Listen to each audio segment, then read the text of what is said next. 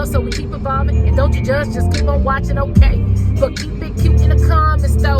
Cause trust and believe we reading all the comments, though. And if you know one thing, we keep it 100, though. You rockin' with Brittany and Dory, the show. Let's go.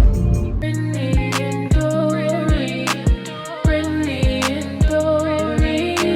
Brittany and Dory. You're watching us. This is us. So what up, world? It's your girl, Brittany. What? The way you just said it. What did I do? It's your girl. That's how I always say it. Okay, sorry. Girl. Okay, go ahead. So what up, world? It's your girl, Brittany. And Dory. And we are Brittany and Dory. So what we going to be talking about today, baby? So today, you guys, we're going to be talking about our TTC journey. I'm excited about this. What's TTC? Trying to conceive. Oh. Okay. TTC. Trying to conceive. Okay. Yes. All That's right. kind of like the term that they use, like in this whole. YouTube world? Yeah. Oh, okay. Or just in general, like in fertility in general. Oh, okay. There's so many different abbreviations. Okay. Yeah. I see. Well, a lot of y'all have been speculating in our comments.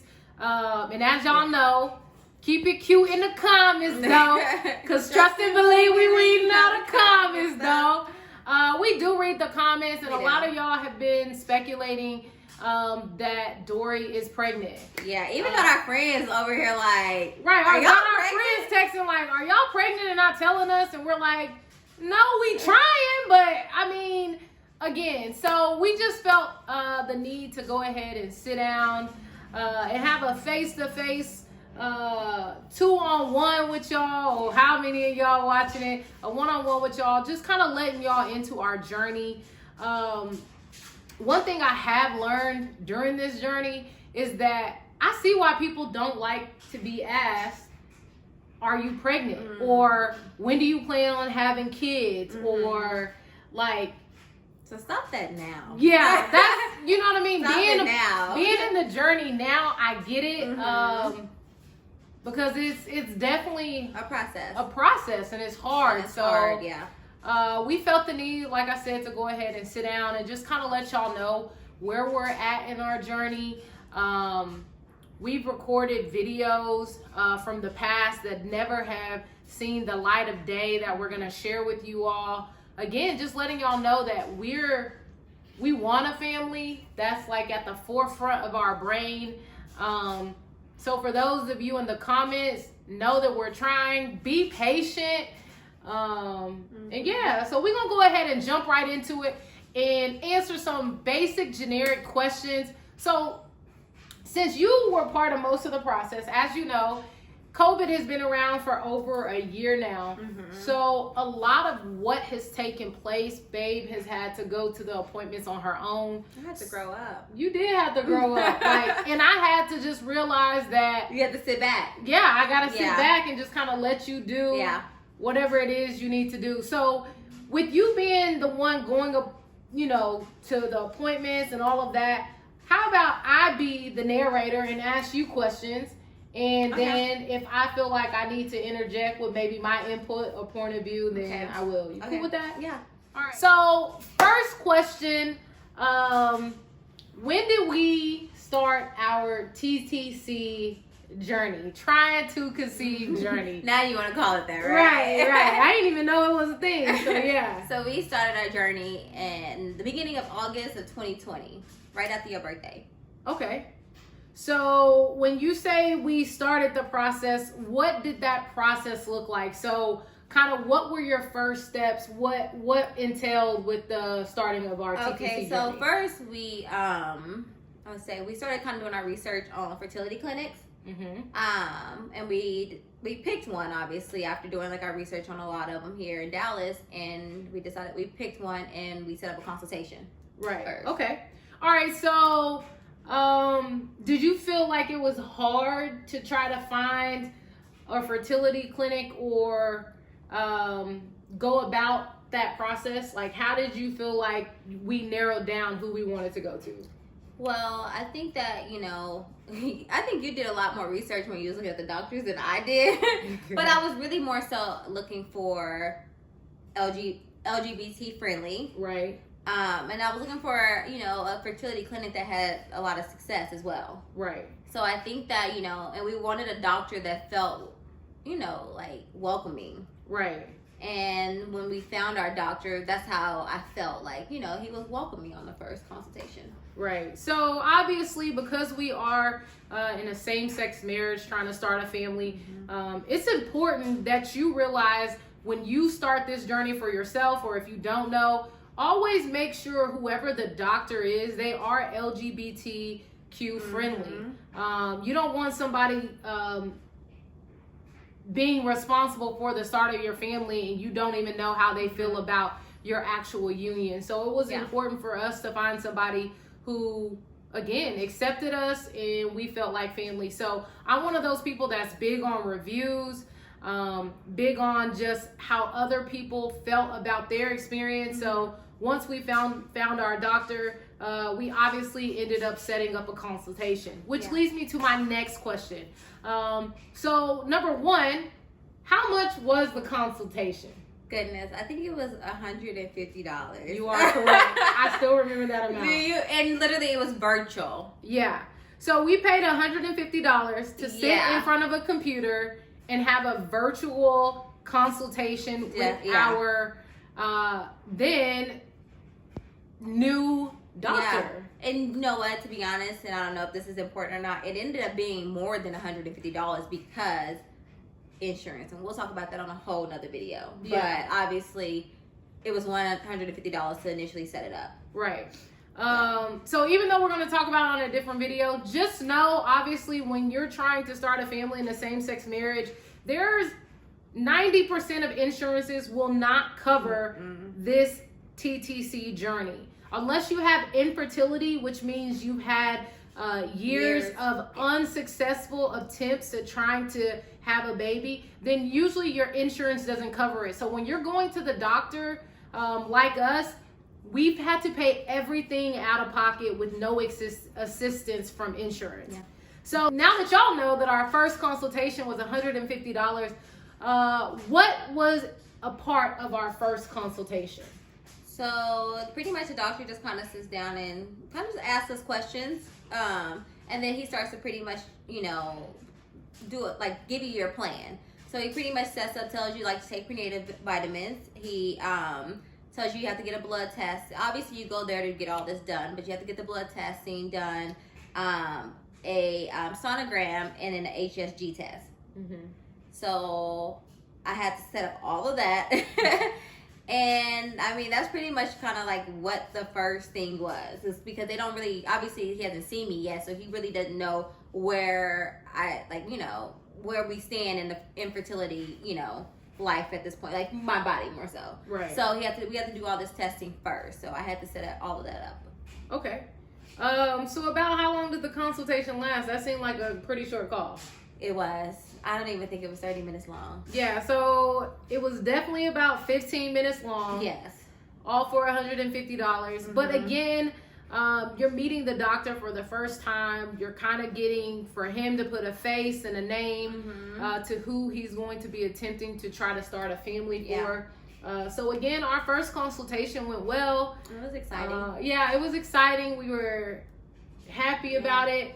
And then again, he kind of gave us a plan. Now, along with that plan, one of the things you forgot to tell them, he lets you know in that plan whether or not you want to, your percentages of getting pregnant based off of what you decide to do. Yes. Now, because we decided to do IUI, which means the doctor would be inseminating Dory, it's still some things that go along with that. So I'm going to kind of let you explain the plan that we decided to do with kind of like the medication or like what we decided to do. So we started to, he kind of breaks it down like 3 different ways. Right. I don't really remember it all completely, but I do know it was like, you know, you take these pills for a certain amount of time. Like he's going to put me on Clomid for about like 5 days. Okay. Then, real quick. Yeah. What's Clomid? So Clomid is a fertility drug. They actually use this drug, I think, for like cancer patients. Okay. Or something like that. I don't really know. I can't remember, but it is something, you know, that they use for cancer patients or something like that. But obviously, it's supposed to help, I guess, make more eggs, like mature eggs. You know, like doesn't really. I don't think it. Because your body already makes eggs. Yeah. Like, however, clonment allows for the eggs to become mature in a bigger size. Yes, because your eggs technically have to be mature in order for them to release. And they're really called follicles. Okay. Your follicles have to be mature because once you, like, obviously every cycle that you have, you start off with these follicles. Okay. And then these follicles mature over time. So this medicine is supposed to help these follicles grow to a certain size. Okay. So obviously I was taking the Clomid, and then I also had to take shots. Right. So where would the shots go? In my stomach. Okay. Yes. Then I would take these shots. Don't even remember the name of them. But how much were the shots? Like $800. I'm just gonna say $800 for a little thing this big. $800. And I mean, it's ridiculous. It's ridiculous. Yeah. But I had to inject myself. It kind of started like, obviously I take the pills, I think like for 3 days, and I'll start doing the pill in the shot, or I think I will rotate. I don't really remember. I actually still have my calendar from that one, from the first one, I believe. But yeah, I would have to just kind of like rotate the pill, the shot, or whatever. And then when it's time to actually have your IUI, you have to trigger. That's the other medication you have to purchase as well. All right, so what would the trigger do? The trigger will make you ovulate. So it pretty much induces your ovulation. So you technically, obviously some people ovulate on their own, but this is supposed to make you ovulate earlier than when you actually ovulate. Okay. It's a time IUI. And approximately how much was the trigger shot? I want to say the trigger shot probably was like $350. Okay. If I can remember. Do you remember? No, at this point. We had it all written down from our first consultation, but yeah. So Creed can't figure out whether he want to be on me or whether he want to be on Dory. All right, so up until this point, we have narrowed down our chirobank. We have picked out our fertility clinic. Mm-hmm. We have had our first consultation with our doctor. Mm-hmm. And you've had your first appointment. Yes. Where you had to do the blood work. Mm-hmm. So what happens after you do the blood work? So you get your blood work drawn, and then obviously you have to wait for your test results to come back, because honestly this is part of like your plan of what they really want to have you on. They might say like you might need to take more vitamin D, or this is your ovarian reserve. So they kind of tell you a little bit more information about the plan they have for you. So then after that I had to schedule a HSG test. Okay, so what's the HSG test? HSG test. So pretty much it's a test to go in there. They pretty much have to inject you with like dye in your fallopian tubes to make sure there's like no blockage. Okay. So obviously the way that the specimen travels to the egg, obviously you don't want it any kind of blockage so that it can get there. Okay. So how did your HSG test go? Painful. Oh. I would never want to do that again ever in my entire life. Like that, it was so painful. Okay. Yeah, it was so painful. But I mean, I would do it again if I had to. But it was a lot. It was a lot. Okay, so when you did the test, did they see any blockage, or was everything There was no good? blockage. Okay. So pretty much they just put like dye inside of you, squeeze it into you, and then just watch it go through your tubes and then come out. Okay. Yeah, so it was all good. All right. So after I had my HSG, I had to wait until my cycle started, and the doctor wants you to come in on your first full flow. So it's like you come on your cycle, you call them, and you be like, you obviously go into the fertility clinic, mm-hmm. and they do your first initial sonogram, and that sonogram they check to see how many follicles you have. They checked my follicles, they checked around everything in there, and lady pretty much said everything's okay, it looks good, we'll go ahead and start you on your plan. So what's the key number of follicles you need? Honestly, you only need one follicle. Okay. Yeah, I mean, it only takes one follicle to actually conceive. All right, so now you have your plan, you have more than one follicle. Mm-hmm. So what happens once you get home, you have your plan, what kind of happens from there? So you start, pretty much they give you the calendar and you start your plan. You start taking your medicine every day, and then you start injecting yourself with shots. And then when it gets closer to it, they schedule you to come back in. Okay. To have another sonogram to see how your eggs have matured with this medication they have you on. So I had to go in there and to see how my eggs were maturing. So they looked great. But the lady that did my sonogram was like, I think you have a polyp. Okay. And I didn't really know what it was, but obviously they go in there and they check you for polyps, cysts, fibroids, all kind of stuff, whatever. And she was like, I'm sure it's a polyp, but I'm not sure. You know, obviously she wasn't for sure. I would have to get more testing done to confirm what it was. Okay. So they went ahead and still, you know, told me to go ahead and ship my vial because they didn't know. So I went back in to get the test done, and I mean, obviously I don't really know how to pronounce it, but it's called like a hysteroscopy or something like that. Mm-hmm. I had to go in there and get that test performed, and it came back that I had polyps. Okay. So a while back, what month was this? This was in October. Okay, so in October 2020, that's when we had the video of Dory having surgery. Like, it was her very first surgery ever. Obviously, she had to be put under, and she was kind of scared. So I don't even think we really told why you were having surgery, but it was basically so Babe could remove her polyps. Yeah. And we only found that out because we were in the process of our TTC journey. And that, you guys don't know, that test was hard. That was worse than the other test, the HSG test. Yeah. So, yeah. Okay, so basically, I think it was like the next week. He scheduled, I remember your surgery being scheduled that same week. My surgery was on Friday the 13th. So it was like in November. Yeah. It was my surgery. I remember they moved so quick. And it was definitely a lot because we spent all this money on the medicine. We've already shipped our vial. And it was just a waste. I mean, it wasn't a waste, but it kind of was. Everything was a waste. But I do, I will say this about, the fertility clinic that we chose. They replaced our medicine.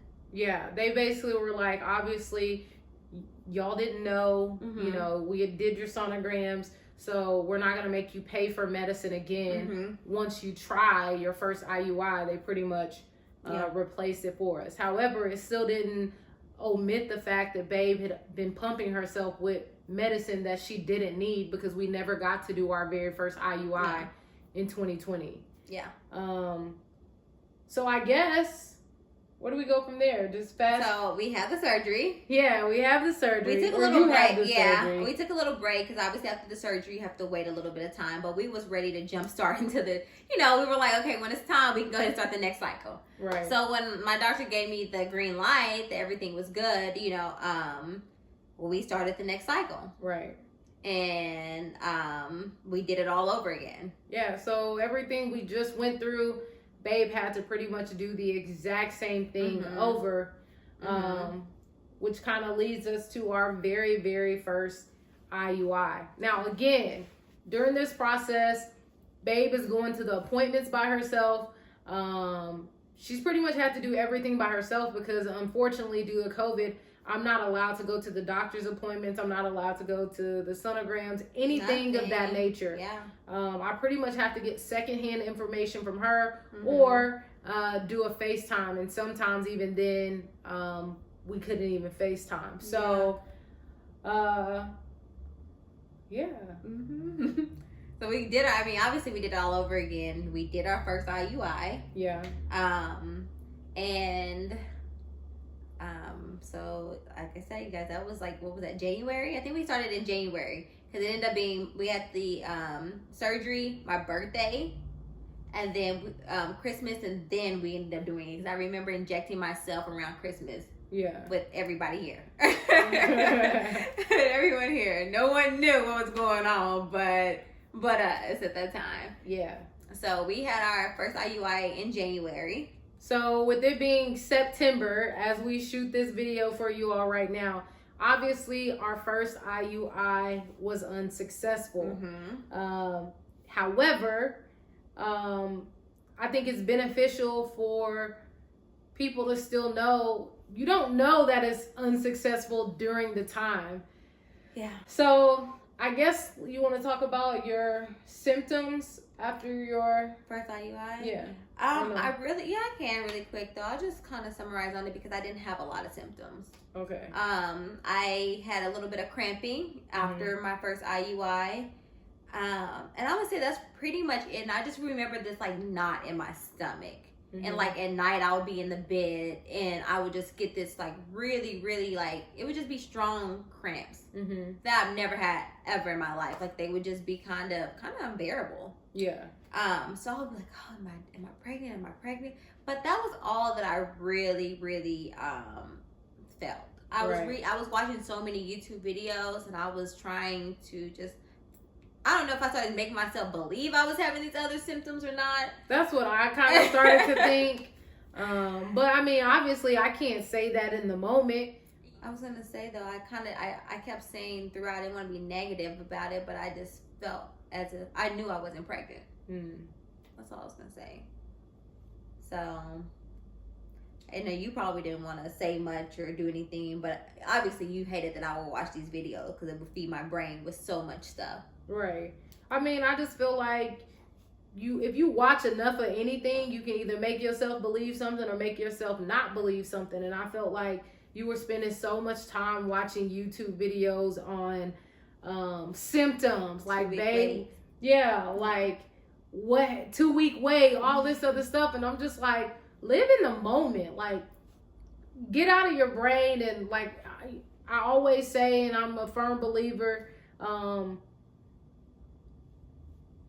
God's timing is the best timing. So, I just would feel like ain't no need to watch all those videos. I understand you watching a few, but I could assure you, baby was going to be watching videos all throughout the day. I know she wasn't working at all because she was watching YouTube videos on. I was working. Barely. Hold on. Creed trying to get up here. Come on. All right. So, okay. So obviously after the IUI, we decided to take a pregnancy test. They say like wait 2 weeks before you actually take the pregnancy test, and usually your doctor wants you. They make you come in there and actually take a blood test too. Right. But we went ahead and decided to take a pregnancy test together because she couldn't go to the fertility clinic with me. So we took one at home. And obviously it wasn't successful. I knew it, I think, all along. I don't know how she felt. I mean, I think because I don't get to feel the symptoms or anything, I was just always just holding out hope. Yeah. Not to say that you're not perfect, because it wasn't, the way we wanted it to be, but I always just felt like no matter what, it's gonna take care of itself. Yeah, I just remember me saying like, I failed, babe, telling you that I failed. And then you obviously told me that, don't call it that because it's really not you failing. Yeah. Because you start saying that, I guess you feel like your body's failing and it's not doing what it's supposed to be doing. So, I didn't really take it, I won't say I took it really hard, right? But it still was disappointing. Yeah. And I mean, I just, I was pretty big on like, I'm big over speaking over yourself. I'm big over just manifestation. And also I'm just huge on believing that God has the final say. So I just didn't want Babe to feel like she was a failure. And I just would always tell her, like, there are same-sex couples who don't get pregnant or conceive on their just because they have intercourse. So it's no different. Heterosexual, you mean? Huh? I mean heterosexual couples. You said yeah.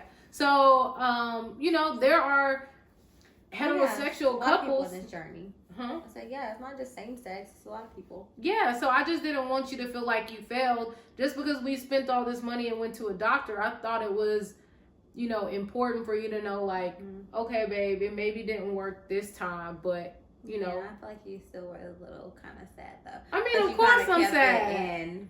So that I wouldn't be my feelings though. But I think we both took the first one okay. Yeah.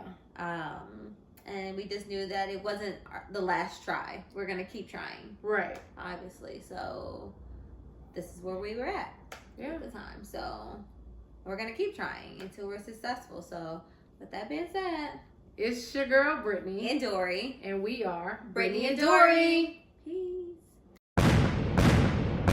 Stop what you're doing, hit the subscribe button. And if you've been subscribed, then you've been riding with us. Ain't nobody gonna hold you down like I do. Stay true to you like I do. Spoil you like I do. Adore you like I do. Clean for you like I do. Cook for you like I do. Ride it down with you. Ride it down with you.